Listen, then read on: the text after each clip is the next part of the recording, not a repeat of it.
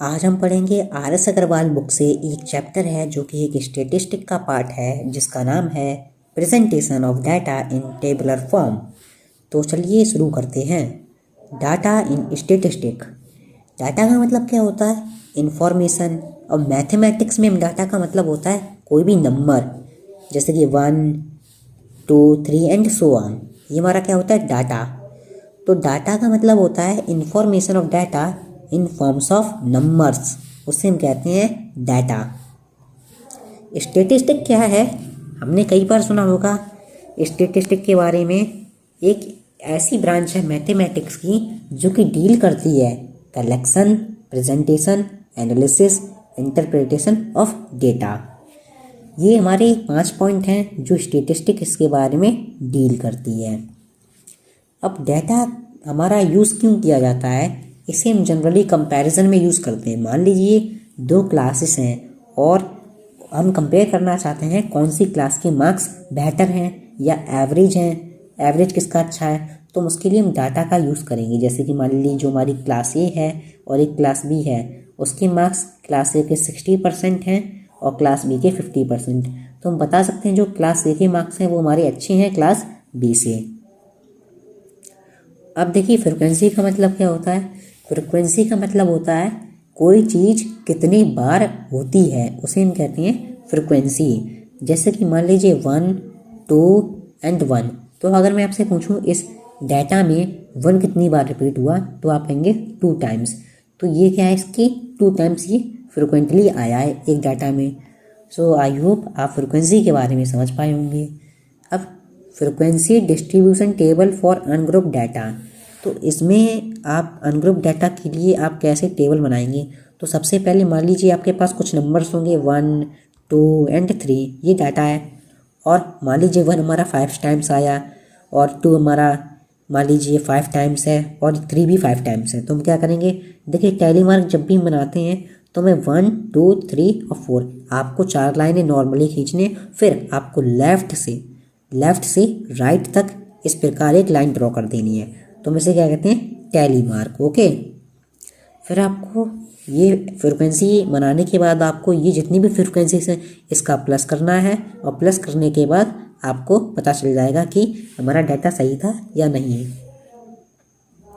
अब हम पढ़ेंगे प्राइमरी डाटा क्या है। देखिए जो डाटा खुद इन्वेस्टिगेटर के द्वारा कलेक्ट किया जाता हो उसे हम कहते हैं प्राइमरी डाटा। और सेकेंडरी डाटा क्या होता है? मान लीजिए एक हमारे पास एक बॉस है और एक एम्प्लॉय है। तो बॉस ने उसे वर्क दिया कि आप जाके डाटा कलेक्ट करिए घर घर में। तो एम्प्लॉय क्या करेगा? जाएगा और रैंडमली डाटा नोट कर लेगा। तो क्या हुआ? किसी और ने डाटा को नोट किया या हमारा कलेक्ट किया, तो वो क्या कहेंगे? Secondary data.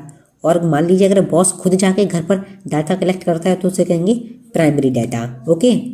अब रॉ डाटा क्या होता है? रॉ डाटा को हम कहते हैं कच्चा डाटा। मतलब हमारा जो रफ डाटा होता है उसे हम रॉ डाटा कहते हैं। जो डाटा हमारा ओरिजिनल फॉर्म में ऑब्टेन्ड होता है हम उसे रॉ डाटा कहते हैं। आई होप आपको रॉ डाटा समझ में आया होगा। अब हम पढ़ेंगे इंक्लूसिव फॉर्म क्या होती है। देखिए जो इंक्लूसिव फॉर्म होती है वो हमारी डिसकंटिन्यूस फॉर्म होती है। मतलब क्यों? जो डिसकंटिन्यूस मतलब ये हमारा 10 है, 10 के बाद हमारा 11 आ गया, मतलब एक का गैप हो गया, तो उसे हम क्या कहेंगे? Inclusive form. जब हमारा +1 हो जाए डाटा में तब हम उसे इंक्लूसिव फॉर्म कह देते हैं। और एक्सक्लूसिव फॉर्म क्या होती है? जब डाटा हमारा सेम रहे, कंटिन्यूटी उसकी बनी रहे, कोई भी गैप ना हो, हम उससे कहते हैं एक्सक्लूसिव फॉर्म। जैसे कि 10 to 20, फिर हमारा अगेन 20 से 30 गया है। तो इसमें क्या हुआ? हमारा जो 20 और 20 का गैप बिल्कुल नहीं रहा, मतलब 0 गैप है, तो मतलब क्या? Exclusive form. और एक्सक्लूसिव फॉर्म को हम कंटिन्यूस फॉर्म भी कहते हैं। सो अब रेंज क्या होती है? देखिए रेंज का मतलब होता है किसी भी डाटा की मैक्सिमम वैल्यू को हम माइनस कर दें उसकी मिनिमम वैल्यू को, उसे कहते हैं रेंज। जैसे कि 1, 5, 6। तो मैं अगर इस डाटा की रेंज पूछूं तो आप क्या कहेंगे? मैक्सिमम वैल्यू उसकी 6 है, तो 6 माइनस और मिनिमम वैल्यू कितनी है? 1 है, तो 6 - 1 हमारा कितना आएगा? 5 आएगा। ओके। तो इस डाटा की रेंज जिस प्रकार से आप निकाल सकते हैं।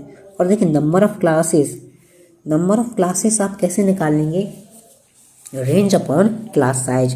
तो आपको कुछ डाटा दे रखा होगा, आपको उसकी रेंज निकालनी है और रेंज के बाद जितना आपको क्लास साइज दे रखा है उसे रख देना है। जैसे कि 0 से लेके 10, 10 से लेके हमारा 15, 10 से लेके 20 है। तो इस प्रकार से आपको डाटा दे रखा होगा और आपको रेंज कैलकुलेटर से उसकी कर लेनी है। और रेंज कैलकुलेट करने के बाद इसका क्लास साइज कितना है, 10 है। तो मान लीजिए इसका रेंज हमारी 5 आई और इसका जो क्लास साइज है वो हमारा कितना आया, 10 आया। तो हम 5/10 करेंगे तो ये हमारा कितना आएगा, 1/2। तो इस प्रकार से हम क्लासेस निकाल सकते हैं। अब हम पढ़ेंगे क्लास साइज। देखिए क्लास साइज का निकालने के लिए एक फॉर्मूला होता है range upon number of classes. अब देखिए क्लास साइज क्या होता है, मान लीजिए हमारे पास एक होता है क्लास साइज और एक होता है क्लास इंटरवल। तो जैसे कि 0 से लेके 10, 10 से लेके 20, ये हमारा क्या है, ये हमारा क्लास इंटरवल होता है।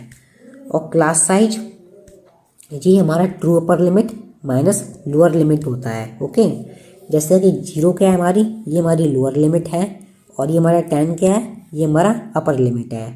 ओके, तो आपको लोअर और अपर लिमिट में अंतर समझ में आया होगा।